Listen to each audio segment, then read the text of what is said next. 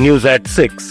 देश में जीएसटी बदलावों का असर अब ऑटो इंडस्ट्री में साफ दिख रहा है। लग्जरी कार सेगमेंट में इलेक्ट्रिक वाहनों की बिक्री में गिरावट दर्ज की गई है, जबकि पारंपरिक इंजन वाली गाड़ियों की मांग बढ़ी है। ऑटो इंडस्ट्री के जानकारों के मुताबिक जीएसटी 2.0 के बाद लग्जरी ईवी की बिक्री में करीब 3% की कमी आई। इसकी बड़ी वजह टोटल कॉस्ट ऑफ ओनरशिप है, जो अब इंटरनल कंबंशन इंजन वाली गाड़ियों के पक्ष में ज्यादा बेहतर मानी जा रही है। पिछले साल सितंबर में जीएसटी दरों में बदलाव किया गया, जिससे छोटी पेट्रोल, सीएनजी और डीजल गाड़ियां सस्ती हो गई। इसका सीधा फायदा पारंपरिक वाहनों को मिला। मर्सिडीज बेज इंडिया के सीईओ संतोष अय्यर के अनुसार अक्टूबर-नवंबर में ईवी की बिक्री में 2 से 3% गिरावट देखी गई। वहीं बीएमडब्ल्यू इंडिया का कहना है कि ग्राहक अब कीमत के साथ साथ तकनीक और कुल खर्च को भी ध्यान में रखकर फैसला कर रहे हैं। नए निर्यात ऑर्डर और बिक्री में वृद्धि की रफ्तार धीमी होने के कारण देश के निर्माण क्षेत्र की गतिविधियां दिसंबर 2025 में 2 साल के निचले स्तर पर आ गई। एचएसबीसी इंडिया विनिर्माण खरीद प्रबंधक सूचकांक दिसंबर में कम होकर 55 पर आ गया। नवंबर 2025 में विनिर्माण पीएमआई 56.6 के स्तर पर रहा था। एस&पी ग्लोबल मार्केट इंटेलिजेंस की कार्यकारी निदेशक पालियाना डी लीवा ने कहा कि वृद्धि की रफ्तार धीमी होने के बावजूद भारत के विनिर्माण उद्योग ने 2025 का समापन अच्छी स्थिति में किया। नए व्यवसायों में आई तीव्र बढ़ोतरी से कंपनियों को वित्त वर्ष 2025-26 की अंतिम तिमाही में व्यस्त रहने की उम्मीद है। इसके साथ ही प्रमुख महंगाई का दबाव कम होने से कंपनियों को मांग के मोर्चे पर आगे भी समर्थन मिलते रहने की उम्मीद है। सर्वे के मुताबिक परिचालन क्षमता पर दबाव में कमी के बीच दिसंबर 2025 में रोजगार में मामूली बढ़ोतरी देखने को मिली। इस अवधि के दौरान रोजगार सृजन की रफ्तार सबसे कम दर्ज की गई। Let's make news at 6।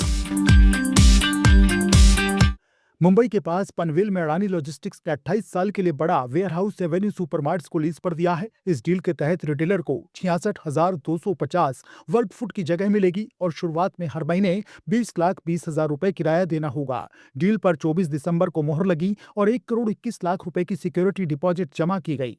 समझौते में 6 साल का लॉक इन पीरियड भी शामिल है और हर 3 साल में किराया 12% बढ़ेगा। पनवेल मुंबई मेट्रोपॉलिटन रीजन में एक अहम लॉजिस्टिक्स और वेयर हाउसिंग हब बन गया। मुंबई पुणे एक्सप्रेसवे, जवाहरलाल नेहरू पोर्ट और बेहतर सड़क रेल कनेक्टिविटी की वजह से यहां रिटेल और ई कॉमर्स कंपनियों की मांग लगातार बढ़ रही है। डी मार्ट के लिए ये डील उनके सप्लाई चेन नेटवर्क को मजबूत करेगी और इन्वेंट्री मैनेजमेंट को आसान बनाएगी। वहीं अडानी लॉजिस्टिक्स अपनी प्रॉपर्टी को लीज पर देकर अच्छा मुनाफा कमा रही है। पनवेल जैसे इलाके लॉजिस्टिक्स कंपनियों के लिए फायदेमंद है, क्योंकि यहां से सामान देश के अलग अलग हिस्सों में आसानी से पहुंचाया जा सकता है। दुनिया के सबसे बड़े सेंट्रल बैंकों की संपत्ति में लगातार बढ़ोतरी देखी गई है। बैंक फॉर इंटरनेशनल सेटलमेंट्स ने नवंबर 2025 में कुल एसेट्स के आधार पर दुनिया के शीर्ष केंद्रीय बैंकों की लिस्ट जारी की।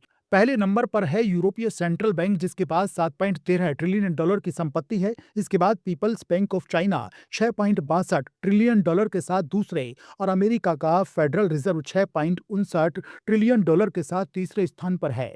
इन तीनों के पास मिलाकर दुनिया की आधी से ज्यादा केंद्रीय बैंक संपत्ति मौजूद है।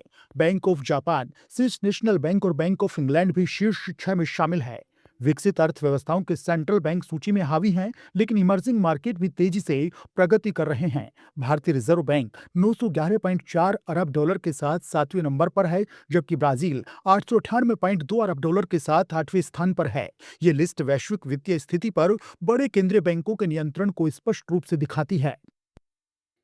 विदेशी पोर्टफोलियो निवेशकों यानी एफपीआई ने 2026 की शुरुआत में बिकवाली के साथ की है। जनवरी के पहले 2 कारोबारी सत्रों में ही एफपीआई ने भारतीय शेयर बाजार से 7,608 करोड़ रुपए निकाल लिए। बीते साल 2025 में एफपीआई पहले ही 1.66 लाख करोड़ रुपए की बड़ी निकासी कर चुके हैं। जानकारों के मुताबिक कमजोर रुपया, वैश्विक व्यापार तनाव, अमेरिकी शुल्क को लेकर आशंकाएं और शेयर बाजार के ऊंचे मूल्यांकन इसकी प्रमुख वजह हैं। एफपीआई की लगातार बिकवाली का असर रुपये पर भी पड़ा है और 2025 में डॉलर के मुकाबले रुपए की गिरावट में करीब 5% का योगदान इसी दबाव का रहा। हालांकि 2026 को लेकर उम्मीदें बनी हुई हैं। जियोजित इन्वेस्टमेंट्स के मुख्य निवेश रणनीतिकार वी के विजय कुमार का कहना है कि मजबूत जीडीपी ग्रोथ और कारपोरेट मुनाफे में सुधार से आने वाले महीनों में एफपीआई का रुख बदल सकता है। उधर शेयर बाजार में तेजी भी देखने को मिली है। पिछले हफ्ते टॉप 10 कंपनियों में से 7 की मार्केट कैप में 1.23 लाख करोड़ रुपए से ज्यादा की बढ़ोतरी हुई, जिसमें रिलायंस इंडस्ट्रीज सबसे आगे रही। आप सुन रहे थे let's mike more than radio. Follow कीजिए